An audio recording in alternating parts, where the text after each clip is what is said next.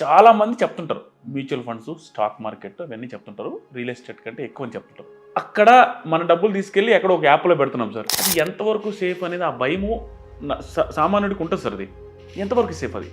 Mutual fund మీరు ఏ app ద్వారా పెట్టినా, ఎవరి ద్వారా పెట్టినా, it's all comes under regulatory. Okay, SEBI regulatory.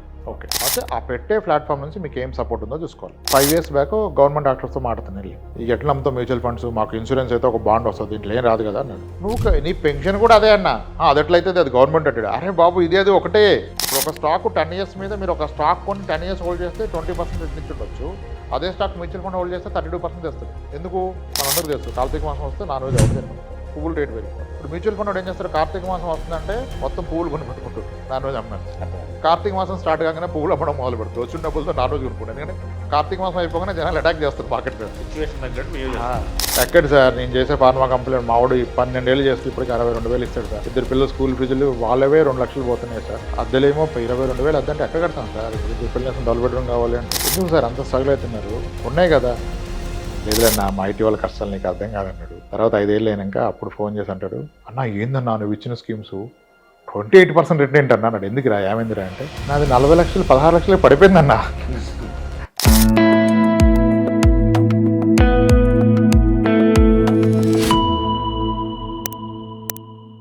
మా క్లాస్మేట్ది 16 సంవత్సరాల క్రితం క్లాస్మేట్ది అది జరిగింది. లాస్ట్కి 30,000 అడిగాడు. అది కూడా 30,000 1% చేసి నేను ఒక్కొక్కరు అప్పులు తీర్చేస్తాను అంటున్నాడు. నేను ఇక లాస్ట్కి నాకు నేనే మనసు చంపుకొని మా వైఫ్తో కూడా చెప్పా, నాకు నాన్న కవిత నాకు ఇవ్వాలనిపిస్తుంది, మనోడికి ఇచ్చి కూడా వేస్ట్, మనోడు ప్రాబ్లం మళ్ళీ కూడా అది పోగొట్టేసి మన ఇచ్చింది కూడా గుర్తుండదు అతనికి, మళ్ళీ నాకు ఫోన్ కూడా ఎత్తాడు, ఇంకెలాగో అట్లా అయిపోతుంది, అతను మెంటల్ స్ట్రెస్లో ఉన్నాడు, ఎంతో కొంత రావాలి డబ్బులు అనే ఫీలింగ్లో ఉన్నాడు అనేసి నేను ఇవ్వలేదు సార్. నేను చేసిన రైట్ అంటారు రాంగ్ అంటారా? అలా మంచి పని చేశారు. ఏం చేస్తే బాగుంటుంది సార్ అతను? నేను ఏం చేయలేదు సార్, ఉంటే ఒక పూట భోజనం పెట్టి నమస్తే చెప్పడం అంతే. అంతమంది ఏం చెప్పినది అండి కదా సార్. ఒక సండే ఒక ఆయన ఫోన్ చేశాడు, కన్నేసి కాల్ చేస్తే ఎత్తా. ఇప్పుడు కాదు, 4 years బ్యాక్. రామరాజు గారు నేను మీ వీడియో చూస్తా, చాలా ఇష్టం. ఎందుకు సార్ అన్న, సార్ నేను MBA అయిపోయాక IIFL ఎక్కడో జాబ్ స్టార్ట్ చేశాను సార్. నేను బ్రోకింగ్లో చేశాను కాబట్టి బాగా ఎక్కిపోయింది సార్ నాకు. నేను మా సిస్టర్ అందరి పెట్టి అందరే పోగొట్టాను సార్. ఆఖరికి నేను పోగొట్టి కస్టమర్లకి నేను ఇచ్చిన కాల్స్కి డబ్బులు పోతే మా వాళ్ళు జాబ్ పీకేశారు సార్. పీకేస్తే మళ్ళీ నేను సొంతంగా పెట్టినా సార్. ఇక నా వల్ల మా సిస్టర్ వాళ్ళు ఇల్లు అమ్ముకున్నారు సార్. ఇంకొక స్టేజ్లో ఫిక్స్ అయిపోయింది సార్, ఇంక ఈ లైఫ్కి విలువ లేదు, తీసేసుకుందాని. మా వైఫ్ నన్ను మోటివేట్ చేసి ఆపింది సార్. నేను ఇప్పుడు క్యాబ్ డ్రైవింగ్ చేస్తున్నాను sir. Day time cab driving చేస్తే సిగ్గు సార్ నాకు ఎవరైనా చూస్తారని. నైట్ టైం క్యాబ్ నడుపుతా, డే టైం ఇంట్లో ఉంటా. నెలకి ఒక 60-65 వేలు సంపాదిస్తాను సార్. 2 పిల్లలు నాకు. మీరు చెప్పింది లేదు సార్, కానీ ఆవిడ ఏంటి సార్ అంత డ్యామేజ్ అయినాక ఇంటాడు సార్. ఇప్పుడు ఎక్సైట్మెంట్లో ఉన్నవాడికి నచ్చదు సార్ మీరు చెప్పేది, నాకు నచ్చుదు సార్ మీరు చెప్పేది, నేను ఒకరోజు కలుసా సార్ మిమ్మల్ని అన్నారు. సో అది రియలైజేషన్కి అంత టైం పడుతుంది. చాలా కేసులు ఉన్నాయి సార్, మీరు గూగుల్లో కొడితే. ట్రేడింగ్లో డబ్బులు పోయినాయని చెప్పి అవుటర్ రింగ్ రోడ్ దగ్గర ఒక ఫ్యామిలీ చేసుకున్నది తెలుసా? తెలిసినవాళ్ళు ఇంట్లో పెట్రోల్ బస్తాలు పెట్టుకున్నది తెలుసా? బీటెక్ జూనియర్ ఒక అతను డిస్కౌంట్ పేపర్లో 28 లక్షలు పోయినాయి. కానీ దాని మీదే ఇక ట్రేడింగ్లో వచ్చేసి క్విక్ మనీ అంటే లూజింగ్ మనీ సార్. ఇప్పుడు అందరు చెప్తున్నారు, నేను ఫస్ట్ చెప్పే తర్వాత మీరు డబ్బులు త్వరగా రావాలంటే లేట్ అవుతుంది. మీరు చెప్పే మాట ఎప్పుడు నాకు మీ వీడియోస్లో టాప్ 10 నచ్చిన వాటి ఇది ఒకటి పర్ఫెక్ట్. ఇక దాని మీనింగ్ క్లియర్ డబ్బులు త్వరగా రావాలంటే లేట్ అవుద్ది, లేట్గా రావాలంటే త్వరగా వస్తాయి. వ్యాపారం పెట్టినా ఇండియన్స్ పడితే మీకు వస్తాయి డబ్బులు, త్వరగా తీద్దామంటే కొడుతుంది దెబ్బ. సో ఇంకా ఇలాంటి కేసులు ఎవరు ఏం చేయకూడదు. సో అతను కూడా మీరు చెప్పిన క్యాబ్ డ్రైవర్ లాగే స్థాయి దిగొచ్చి ఏదో చేసి మళ్ళీ స్టార్ట్ చేయాలి గట్టిగా. ఆయనకి అట్లీస్ట్ ఆయన కేసులో సేఫెస్ట్ ఈజ్ ఒక సెక్యూర్ జాబ్, గవర్నమెంట్ జాబ్ ఉంది. అయితే ఇప్పుడు మీకు 25 లక్షలు పోగొట్టనని చెప్తే ఆయన శాలరీ కానీ EMI ఎక్కువ ఉంటుంది. 2 రూపాయలకి చాలా తెచ్చి ఉంటాడు. ఆయన శాలరీతో ఇంకా లైఫ్ నడవదు. ఆ స్టేజ్కి వచ్చింది ఆయన, అందుకని అక్కడికి వచ్చిండు. ఇంకోటి ఆయన జాబ్ కూడా పోయింది, సస్పెండ్ అయిన ఆయన 3 monthsగా జాబ్ లేదంటే. ఇవన్నీ దాని సిమ్టమ్స్. ఆఫీసులో అందరి దగ్గర అప్పులు తీసుకొని ఈ డ్యూటీకి వెళ్ళక పోయింది, సస్పెండ్ అయ్యాడు. సో అలాంటి వాళ్ళకి ఏంటి సార్ అంత దూరం తెచ్చుకోకూడదు సార్. ఇంకేం చెప్తాను సార్, 1-on-1 అంటే చెప్పొచ్చు గట్టిగా. మన పబ్లిక్ ప్లాట్ఫామ్లో ఏం చెప్తాం? కొన్నిసార్లు అరవాల్సి వస్తుంది, తిట్టాల్సి వస్తుంది, చెప్పలేక హూ ఆర్ వి, మనకు రైట్ లేదు కదా. ఇక్కడ లేదు, ఆయన మనం సరెండర్ చేస్తే అప్పుడు మనం చేసుకోవచ్చు, మనం అప్పుడు కంట్రోల్ తీసుకోవచ్చు, ఇట్లా కాదు ఇట్లా అని. ఇలాంటి పొజిషన్కి రాకుండా ఉండాలంటే చిన్న జాబ్ వచ్చినప్పుడు 22-23 ఏళ్ళ వాడు ఏం చేస్తే బాగుంటుంది sir? Financial planning is all about knowing your priorities and probabilities in life. అసలు లైఫ్లో ఏం చేయడం నువ్వు కష్టపడుతున్నావు అనేది ఫస్ట్ క్వశ్చన్. ఈ ప్లానింగ్, ఇన్వెస్ట్మెంట్, వర్కింగ్ ఎందుకు? నీ ఫ్యామిలీ కొన్ని చేయాలి. ఏం చేయాలి? ఉండడానికి ఒక మంచి ఇల్లు కదా, నువ్వు తినడానికి ఒక మంచి వెహికల్, నీ పిల్లలకి ఒక మంచి చదువు, ఇదంతా అయిపోయినాక రిటైర్మెంట్లో ఎవరి మీద ఆధారపడకుండా బ్రతకడానికి నీకు ఒక పెన్షన్ ఫండ్. సో ఏ రూపాయి ఎక్కడ ఇన్వెస్ట్ చేసినా ఈ నాలుగిటిని దృష్టిలో పెట్టుకొని చేయాలా, ఇది దేనికి ఉపయోగపడుద్ది. సో ఇది ఎంత సంపాదించోడికైనా ఇదే ఎవరికైనా ఇదే. మీకు ఎంత వస్తుంది కాదు, ఎంత గొప్ప ఇంట్లో ఉన్నా, ఎంత గొప్ప కార్లో తిరుగుతున్నా, ఎంత గొప్ప స్కూల్కి పిల్లలు పంపుతున్నావు, రిటైర్మెంట్ తర్వాత ఎంత గొప్పగా బ్రతకగలుగుతాం. అది కదా నీ అచీవ్మెంట్. 40 కోట్లు ఉంది, కార్ లేదు, పిల్లోని నేను లక్షలు పెట్టనంటే అదే అచీవ్మెంట్. రిటైర్మెంట్లో అయినా కానీ డబ్బులు లేవరా, అన్ని ఆస్తులు అంటే అదే అచీవ్మెంట్. ఇది ఫస్ట్. ఇవి ప్రయారిటీస్. Next probability. అంటే ఈ ప్లాన్ని మొత్తాన్ని డిస్ట్రాయ్ చేయగలిగింది ఏంటి? నీ ఆరోగ్య సమస్య లేదా సడన్ డెత్. ఆ రెండింటికి ఇన్సూరెన్స్లు సింపుల్ అయిపోయింది కదా ప్లాన్. దీనికి ఎందుకు కాంప్లికేట్ చేస్తున్నాం మనం? సార్ ఇన్సూరెన్స్ వచ్చింది కాబట్టి నా పాయింట్ అడతాను సార్. మీరు ఎప్పుడు టర్మ్ ఇన్సూరెన్స్, హెల్త్ ఇన్సూరెన్స్కి నేను ఓకే చేస్తాను సార్. నేను తీసుకున్నాను కూడా, మీ మాటలు వినే తీసుకున్నాను. అది మోసపోయినట్టు కాదు, నేను నాకు హ్యాపీ. టర్మ్ ఇన్సూరెన్స్ మాత్రం నేను ఇప్పటికీ తీసుకోలేదు సార్. జెన్యున్గా చెప్తున్నాను. ఎందుకు తీసుకోలేదు కూడా చెప్తాను. మీ వీడియోస్లో మీరు చెప్పారు, చాలామంది చెప్పిన టర్మ్ ఇన్సూరెన్స్ అనేది నన్ను అది మోటివేట్ చేయట్లేదు సార్ తీసుకోవడానికి. నాలాగా చాలామంది ఉంటారు, ఎందుకు తీసుకోవట్లేదు, ఎందుకు నేను తీసుకోలేకపోతానంటే చచ్చిపోయిన తర్వాత వచ్చేది నాకెందుకు. నేను కూడా జెన్యున్గా అలాగే ఫీల్ అవుతాను సార్. నేను చచ్చిపోయిన తర్వాత నేనేమి అర్థం కాదు సార్, నా ఫ్యామిలీని చాలా బాగా చూసుకుంటాను. కానీ చచ్చిపోయిన తర్వాత వాళ్ళు ఏమైతే నేను చూస్తున్నానా అనేది నాకు నిజంగా ఉంది సార్. టర్మ్ ఇన్సూరెన్స్ ఎందుకంటే the object of term insurance is not to make our family rich. It is to protect our family, not to become poor in our absence. నేను రేపు పోతే కూడా నా ఫ్యామిలీ ఇదే లైఫ్ స్టైల్ సస్టైన్ చేసేంత assets ఉంటే అది టర్మ్ అక్కర్లా. సార్ నాకున్నా సరిపోదు సార్, నేనున్నా లేకపోయినా నడిచిపోద్ది అంటే అవసరంలా. కానీ నేను రేపు పోతే ఈ లైఫ్ స్టైల్ సస్టైన్ కాదు సార్, నా కొడుకుని స్కూల్ మార్చాల్సి వస్తుంది, టైం తీసుకో. ఇది ఒక ఇండివిజువల్ రైట్. కొంతమంది ఉంటారు వేరే లెక్కలు అంటారు, నేను ఇంత కష్టపడితే 10 కోట్లు ఉంది కదా సార్, నేను పోతే ఒక 10 వస్తే మంచిదే కదా సార్ తీసుకుంటాడు. నేను అది కూడా తప్పే అంట. అంత తీసుకోవడం కూడా తప్పే. ఇది పర్సనల్ ఫైనాన్స్ కదా. తమ్మురులు రాంగ్, సాలరీకి 10 times రాంగ్. ఎందుకు సాలరీకి 10 times? వీడి జీతం 10 lakhs, వీడికి ఉన్న రైస్ మిల్లు గీస్ మిల్లు నెలకి 3 లక్షలు వస్తుంది. వీడు ఉన్నా పోయినా పెద్ద ఏం డిఫరెన్స్ పడదు ఫ్యామిలీకి. ఇంక ఎందుకు టర్మ్ ఇన్సూరెన్స్ అవసరంలా. నీ ఇన్కమ్ మీద డిపెండెన్స్ లేదు కదా. సో మీరు కూడా అందరినీ తీసుకోమన్నారు సార్? అస్సలు సమస్య లేదు. అవునా? టర్మ్ ప్రతి ఒక్కరికి టర్మ్ ఇన్సూరెన్స్ ఫస్ట్ ఇంకా తీసుకురమ్మంటారు అన్నారు. కేస్ బేస్ కాదు సార్. ఓకే. హెల్త్ ఇన్సూరెన్స్ మాత్రం అందరికి ఉండాలి. మస్ట్. ఇంకా అంటే ఆస్తులు ఉన్నది తీలేం కదా సార్, హెల్త్కి ఆ టైంకి రావాలి కదా. ఆయన మనసు పడిస్తాడు. ఇప్పుడు ఇన్సూరెన్స్ ఎంతైనా పెడతాంటే బెస్ట్ హాస్పిటల్ లేదురా అంటాం. లేదంటే ఎక్కడ తక్కువ అయిపోతుంది చూడు, మా అమ్మకి మోకాలు చెప్పలు మా తెలియకుండా మనం కన్విన్స్ అవుతాం. ఇప్పుడు టాప్ మోస్ట్ ఇన్సూరెన్స్లో మీకు any room is allowed, deluxe room, suite room allowed. Insurance కడితే టాప్ రూమ్కి వెళ్తాం కదా సార్. టర్మ్ ఇన్సూరెన్స్లో మీరు డీల్ చేస్తారు సార్? అన్నీ చేస్తాం సార్, అన్నీ చేస్తాం. చెప్పరు, చెప్పమంటే ఇక సరిపోతుంది కదా మనకు వచ్చేది. ఎందుకు పెద్ద అంత అగ్రెసివ్గా? అదే సార్ టర్మ్ ఇన్సూరెన్స్ సార్. నేను సాటిస్ఫై అవ్వట్లేదు సార్. అది ఎంతమంది చెప్పిన అలాగే నేనే ఇలా ఉన్నానంటే నాకు అవసరం లేదు. నీకున్న సోర్స్ ఆఫ్ ఇన్కమ్ సరిపోద్ది, రెస్ట్ ఆఫ్ ద లైఫ్ నేను లేకపోయినా నా ఫ్యామిలీ కంటే అవసరం. నాకు సరిపోద్ది సార్. నాకు మీ ఫ్యామిలీకి సరిపోవాలి మీ ఆప్షన్స్లో. అది టర్మ్ అనేది ఏంటంటే రేపు మార్నింగ్ మనం లేకపోతే ఏంది పరిస్థితి. కాన్ఫిడెంట్ గా ఉన్నట్టున్నాను, అందుకే నాకు మనసు ఉంటే దట్స్ ఓకే. కానీ ఆ ఇది లేదు, ఫ్యూచర్లో ఆ ఇన్కమ్ సోర్స్ లేదు అనుకున్నాడు ఖచ్చితంగా తీసుకోవాలి సార్. ఫ్యామిలీ బాధ్యత అని ఫీల్ అయితే తీసుకోవాలి. నాకేంది నేను ఉన్నంతకాలం, వాళ్ళు ఉంటే ఏంది పోతే ఏంటంటే అవసరం లేదు. డిపెండెన్స్ ఉన్నప్పుడు కావాలి అంతే. అది ఆ టర్మ్ ఇన్సూరెన్స్ కూడా నేను చూస్తున్న ఇదేంటంటే సార్, 20 లక్షలు తీసుకోవడం, 30 లక్షలు తీసుకోవడం, ₹1,00,00,000 లోపే తీసుకుంటున్నారు చాలామంది. 2 కోట్లు 3 కోట్ల దాకా ఎవడు పోవట్ల, వెరీ రేర్, చాలా తక్కువ మంది వెళ్తున్నారు. సరిపోద్ది సార్. అయ్యి మీ ఆఫీస్లో ఫ్యామిలీకి ఎంత ఇవ్వాలండి సార్? ఇప్పుడు 50,000 జీతం ఉన్నాడు, ₹1,00,00,000 కన్నా ఇయ్యరు. అంటే ఇన్సూరెన్స్ కూడా ఏమి అంత ఇయ్యడు. ₹1,00,00,000 ఇస్తే ₹1,00,00,000 అప్పుడు చేస్తే నెలకు 50,000 వస్తుంది. కాబట్టి ఫ్యామిలీ ఈడున్నా పోయినా ఓకే, డిఫరెన్స్ ఉండదు. ఇప్పుడు యాన్యువల్ సాలరీ 30 లక్షలు ఉంది, ఈడు 50 లక్షలు పాస్ చేసుకుంటే మీనింగ్ ఉందా? ఇది 1.5 years సంపాదన ఇన్సూరెన్స్ అనుకుంటే ఎట్లా? చూడాలా? కేస్ టు కేసే సార్, అన్ని స్టాండర్డ్గా ఏముండదు. సో పర్సనల్గా కూర్చున్నప్పుడు అతనికి ఏం అవసరమో అది చెప్పగలం సార్. సో బేసిక్గా ఓవరాల్గా టర్మ్ ఇన్సూరెన్స్ అనేది అవసరం మస్టే. Health, term must. ఈ రెండే పిల్లర్స్ ఒక ఫైనాన్షియల్ ప్లానింగ్ కానీ ఒక ఫ్యామిలీకి కానీ. ఇవి బలంగా ఉంటేనే మీ ఆస్తులు కాపాడబడితే మీ పిల్లల భవిష్యత్తు కాపాడబడదు. ఒక్కటి వీక్గా ఉన్నా, తాడాగా ఉన్నా, ఏదో మమ అనిపిస్తే ఉపయోగం ఉండదు కదా. నేను చాలా ఫ్యామిలీస్ చూశాను, రిలేటివ్స్లో చూశాను, బయట కూడా చూశాను. ఎలాంటి ఫ్యామిలీస్ అంటే చాలా ఆస్తులు ఉంటాయి, ఆస్తులు. వాళ్ళకి ఫ్యూచర్లో ఎప్పుడు ప్రాబ్లమే రాదు, క్లియర్గా కనబడిపోతుంటుంది కళ్ళ ముందే వాళ్ళకేం ప్రాబ్లం వస్తుందని. కానీ సాధారణంగా గడుపుతుంటారు, without any car, without any good bike, ఇంకా అసలు ఏముండదు సార్, నార్మల్ లైఫ్ స్టైల్. అలాంటి వాళ్ళు అంటే నాకు అర్థం కాదు సార్, వాళ్ళకి ప్లానింగ్ తెలియకనా, లేకపోతే ఆ డబ్బులు సేవ్ చేసి ఏదైనా చేయాలనే ఎందుకు అట్లా ఉండిపోతారు అంటారు? పేరెంట్స్ నుంచి డయాబెటీస్, బీపీలు వస్తాయంటారు కదా సార్. ఇట్లా కొన్ని లక్షణాలు కూడా పేరెంట్స్ నుంచి వస్తాయి. వాళ్ళ తాతల నుంచి అలాగే ఉంటారు. దాన్ని బ్రేక్ చేయడం అంత ఈజీ కాదు, జాగ్రత్త. అందుకేనంట మన అట్లీస్ట్ ఇన్ తెలుగు స్టేట్స్లో డయాబెటీస్, బీపీ ఎంత కామనో, ఈ disease called asset risk cash flow కూడా అంత కామన్ అని చెప్పి. ఆస్తులు కోట్లు ఉంటాయి, ఆదాయం ఏముండదు, కాబట్టి చాలా low life. So they live poor and die rich. ఆయన పోయిన రోజు అందరూ ఏం చెప్తారు? శభాష్ రా, 40 కోట్లు కాపాడి అలాగే పోయాడు అంటారు. కానీ అక్కడ తిన్నది లేదు, చూసింది లేదు కదా. అంతే. చాలా ఉన్నాయి ఆ కేసులు, కుప్పలు ఉంటాయి. అలాంటి కేసులు మీ కాడికి వచ్చినప్పుడు మీ ఫస్ట్ రియాక్షన్ ఏంటి సార్? ప్రతి రెండింటిలో ఒక కేసు అదే ఉంటుంది సార్. మీ రియాక్షన్ చాలా సీరియస్గా ఉంటుంది. సీరియస్ మనమే ఎవరు సార్, మనకి రైటే ఉంది ఇప్పుడు. సీరియస్ ఇన్ ద సెన్స్ చెప్తాం, ఎందుకయ్యా మీకు చెప్తాం. ఇప్పుడు ఒక విషయం చెప్తాను, ఒకటి చెప్తా.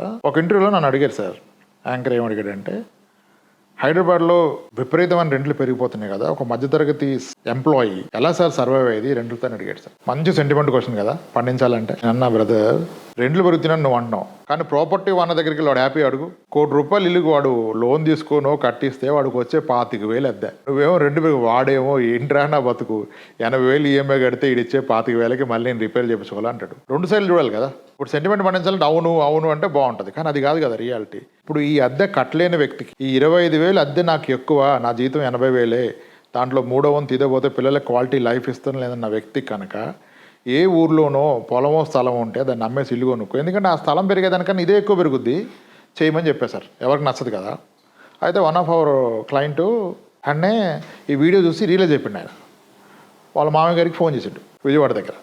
చేసి మామయ్య గారు ఇట్లా మీ అమ్మాయికి ఇచ్చింది పలానా స్థలం ఉంది కదా, దాన్ని అమ్మేసి అపార్ట్మెంట్ కొందాం అనుకుంటున్నాను. ఆయన అన్నాడు, అలా మాట్లాడతారు, అది మా అమ్మాయికి ఇస్తే మీరు ఎలా అమ్ముకుంటారు అన్నాడు. అదేంటి మీ అమ్మాయినే నాకు ఇచ్చారు కదా, ఆమెకి ఇచ్చిన స్థలం నాది కదా అని అడిగిన. నీది కాదన్నాడు. నీదైతే నీకు ఇచ్చేవాడు కదా. కాదు, రేపు మీకు అమ్మాయి పుట్టింది కదా, ఆ అమ్మాయికి ఇవ్వండి, అలాగని మీరు ఎలా వాడుకుంటారంటే ఈయన కొంచెం అనరాని మాట అనేసాడు. గొడవ అయిపోయింది. మళ్ళీ నాకు ఫోన్ చేశాడు, సార్ మా మామతో మాట్లాడితే బుద్ధ కూడా ఇలా అన్నాడు సార్ అన్నాడు. అయింది కాదు, నీది బుద్ధి తక్కువ అని. అదేంటి సార్ మీరేగా చెప్పింది అంటాడు.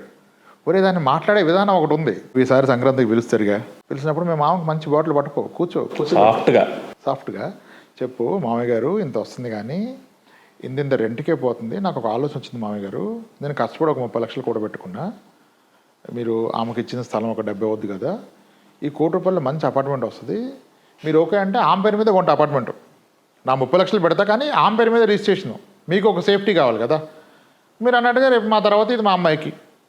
అంటే ఇప్పుడు మేము అక్కడ ఉండి రెంట్లు కడుతూ ప్రైవేట్ జాబ్ ఉంటుందా పోదని భయపడేదానికన్నా ఇది మంచి ఆలోచన అని అనిపిస్తుందని చెప్పారాడు. ఒకసారి ఒప్పుకుంటారు. నీకు చెప్పే విధానం అడిగే విధానం రాకపోతే ఎందుకు ఒప్పుకుంటారు? మనం వన్ సైడ్ చూసి ఎమోషన్ రేజ్ చేస్తున్నాం, సొల్యూషన్ బాగుంటే ఆలోచించాలి. ఆయనకి చెప్పాలా, అది ఎంత పెరిగింది మళ్ళీ ఆయన ఒప్పుకోడు. అపార్ట్మెంట్ పెరగదు కదా అంటే, మామయ్య గారు మీరు ఎప్పుడు కొన్నారు? 2012. ఎంత కొన్నారు? 16 లక్షలు. ఇప్పుడు ఎంత?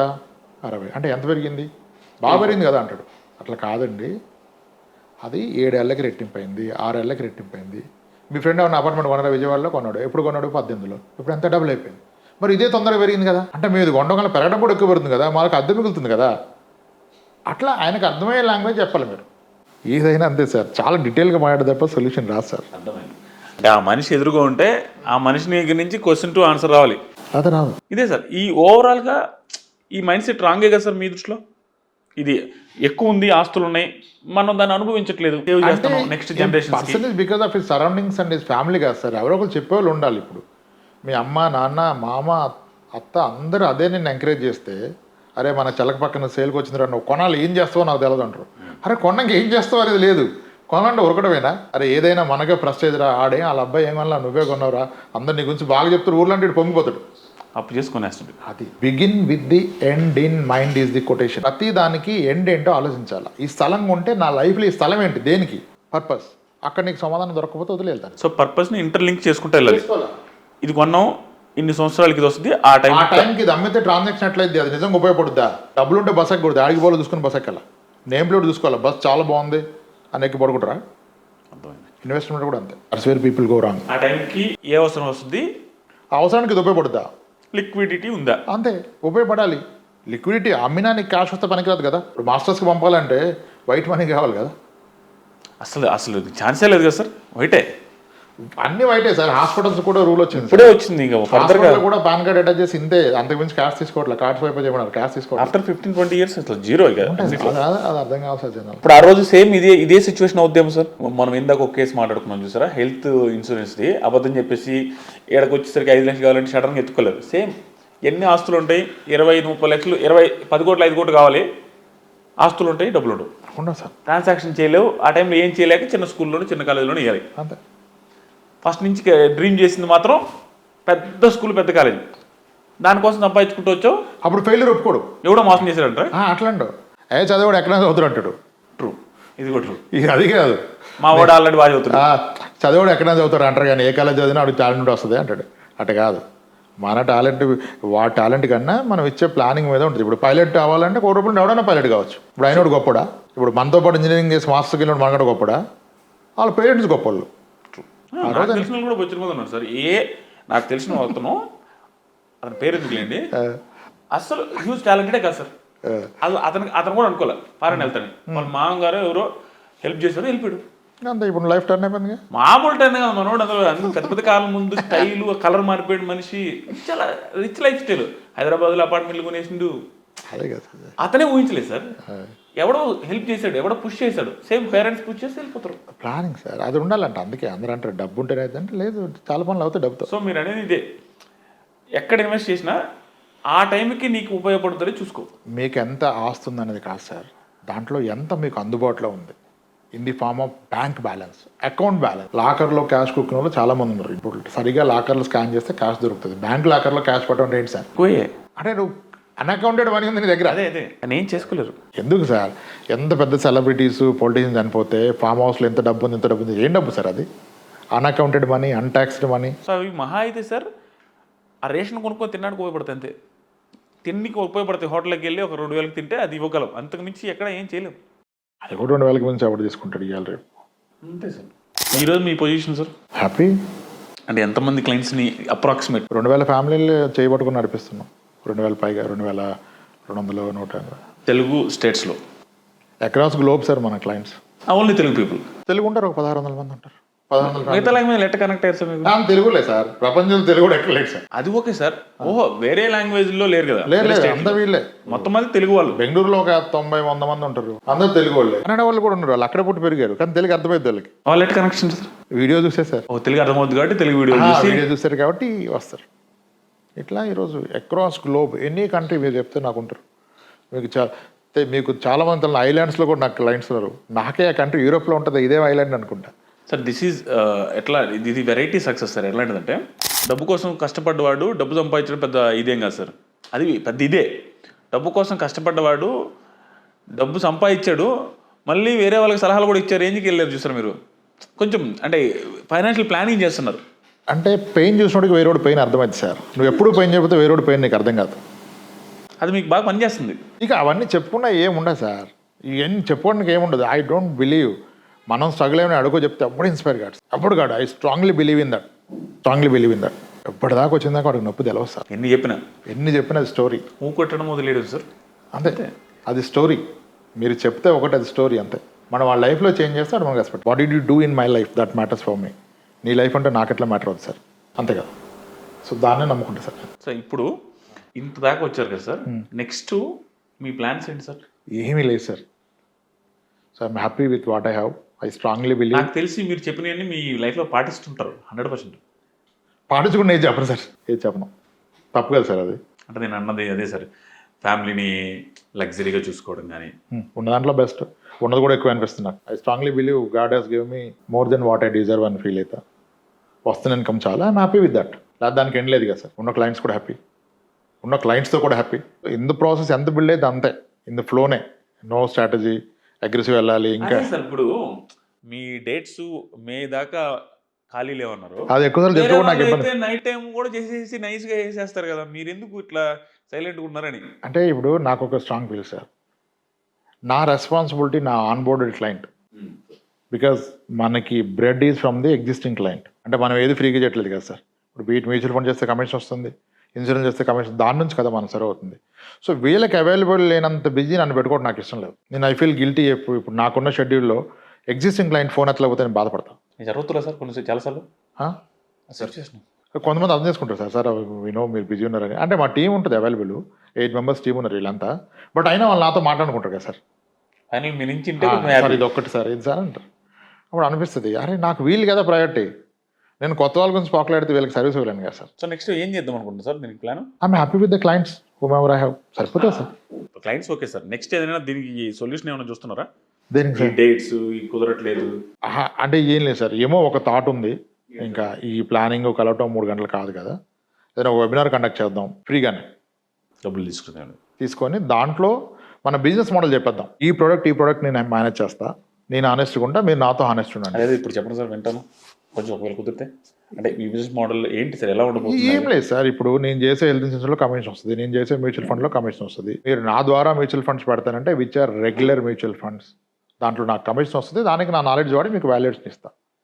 ఇన్ కేస్ నేను మీకు సీరియస్గా వాల్యుయేషన్ చేసి మీరు డైరెక్ట్గా పెట్టుకొని సేవ్ చేసుకుని దానికన్నా నేను పెట్టడం లెక్క వస్తే నాతో ఉండండి, లేని రోజు వెళ్ళిపోండి, ఎప్పుడైనా వెళ్ళిపోవచ్చు. హెల్త్ ఇన్సూరెన్స్ నాకు ఇస్తే నాకు కమిషన్ వస్తే నేను సరే అవసరం లేదు కదా సార్, మనకు అక్కడ వస్తున్నప్పుడు హెల్త్ ఇన్సూరెన్స్ మీరు నాకు ఇస్తే నాకు కమిషన్ వస్తే నేను మీకు సర్వీస్ ఇస్తాను.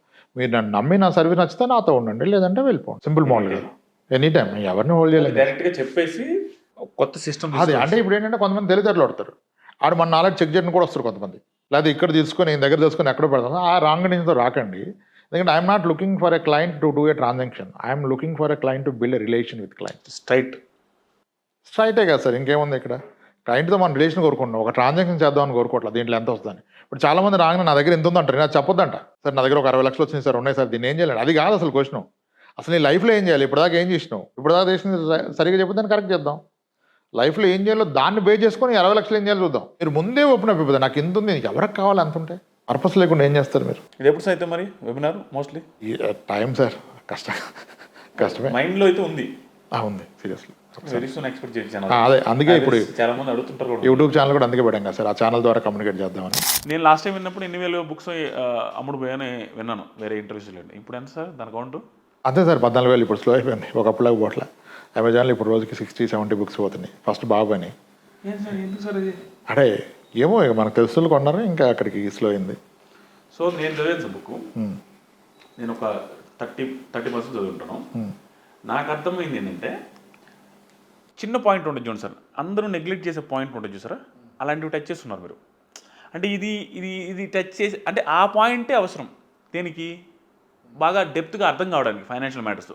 అలాంటి పాయింట్స్ అనే టచ్ చేస్తున్నారు. ఆల్మోస్ట్ ఇది 80+ ఉన్నాయి అనుకుంటా సార్ టాపిక్స్.